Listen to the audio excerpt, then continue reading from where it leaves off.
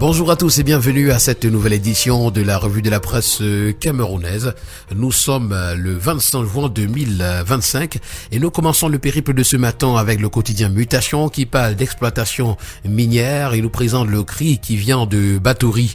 D'après le commentaire que fait pour nous ce matin le journal, autorités traditionnelles, population, élus locaux, opérateurs économiques, artisans miniers et acteurs de la société civile sollicitent l'intervention du président de la République en vue du réexamen de la décision de suspension de toutes les activités sur le périmètre du permis d'exploitation de Batouri qui aggrave la précarité de vie des populations. C'est une information ce matin à retrouver en parcourant la page 7. Le journal de l'économie et des finances, Ecomatin pour sa part, s'intéressant au Cameroun, nous présente l'état des lieux, la cartographie ainsi que le calendrier des grands projets miniers. Le premier quotidien économique de la zone CEMAC, l'économie pour sa part, s'agissant d'entreprises publiques, nous renseigne que le chantier naval va mal. Le processus de restructuration entamé depuis environ une décennie n'a pas aidé à redresser l'entreprise, handicapée par plusieurs difficultés. En savoir davantage, c'est parcourir la page 3 du journal. Le journal Innovation, s'agissant de la présidentielle de 2025, nous renseigne qu'Issa Tiroma Bakary a déposé sa lettre de démission. Et selon les informations de Jeune Afrique, le ministre de l'Emploi a été reçu par le Premier ministre Joseph John Gouté à Yaoundé, c'était le 23 juin, et lui a officiellement annoncé son envie de départ. La terre promise, l'hebdomadaire, s'agissant également de la présidentielle de 2025, s'interroge qui peut gagner le septentrion. La question se pose alors que la date du scrutin approche et que des positionnements s'opèrent au sein de la classe politique. On annonce notamment la démission donc du ministre de l'Emploi et de la Formation professionnelle, Issa Tiroma Bakary. Nous avons également le quotidien Vert Émergence qui en parle lorsqu'il titre ce matin « Gouvernement, Issa Tiroma souffle le chaud sur Paul Biya ». En savoir davantage, c'est parcourir la page 5 du journal. Le quotidien Info Matin, pour sa part, a choisi de présenter l'information d'une autre manière. Présidentielle 2025, l'axe nord-ouest se précise. Une alliance entre Issa Tiroma, Bello Bouba, Guibaï Gattama et Maurice Kamto verrait bientôt le jour, selon les sources du journal. Ces leaders entendent unir leurs forces pour conquérir en octobre prochain le pouvoir et par la suite redessiner la carte politique. Exit l'axe nord-sud.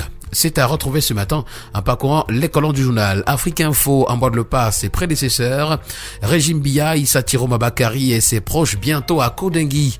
Et qui aurait pensé que tirer des abysses d'une misère noire, le président du FSNC aurait en idée le moment venu de donner un coup de pied de l'âne à son dieu, c'est une interrogation. Allez, salut Kodengui. Voilà, Martel pour nous ce matin, Afrique Info.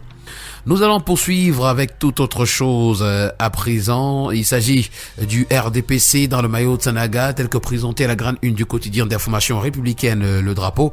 Aucune démission au RDPC de Koza.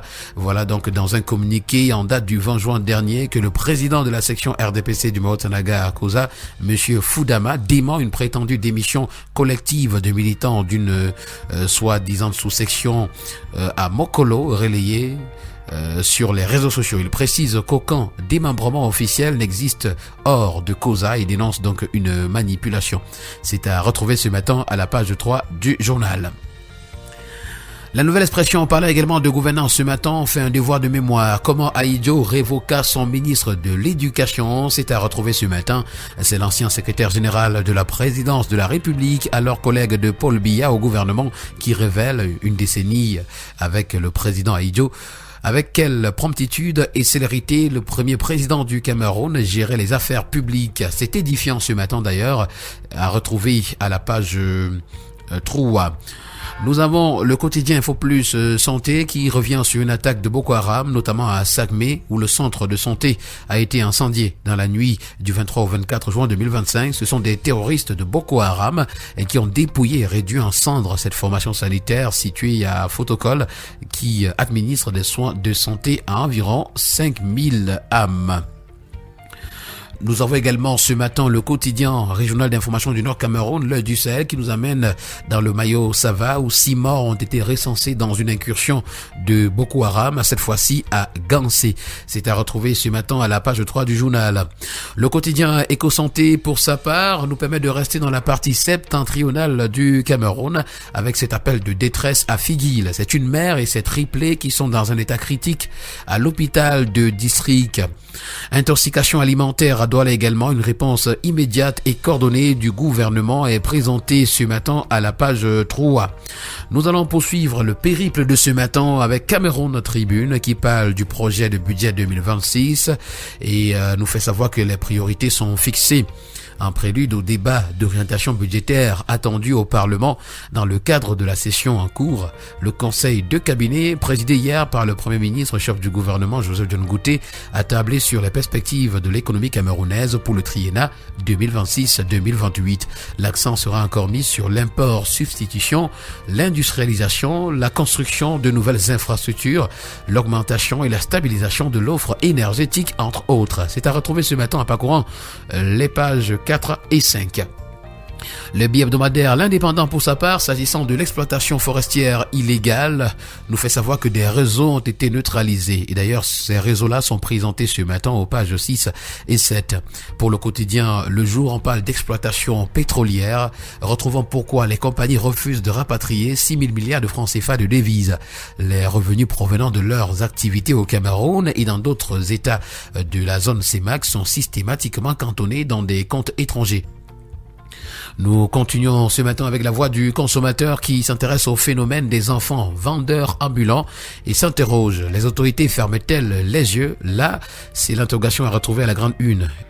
Et nous allons terminer le périple de ce jour avec le tri-hebdomadaire La Voix des Jeunes qui parle de la prévention du paludisme en nous présentant cette forte mobilisation des députés juniors. Et voilà qui a permis de mettre un terme à cette autre sortie de la revue de la presse camerounaise. Merci à vous d'avoir été des nôtres ce matin et au plaisir de vous retrouver demain pour une autre sortie. D'ici là, portez-vous bien, agréable journée à tous.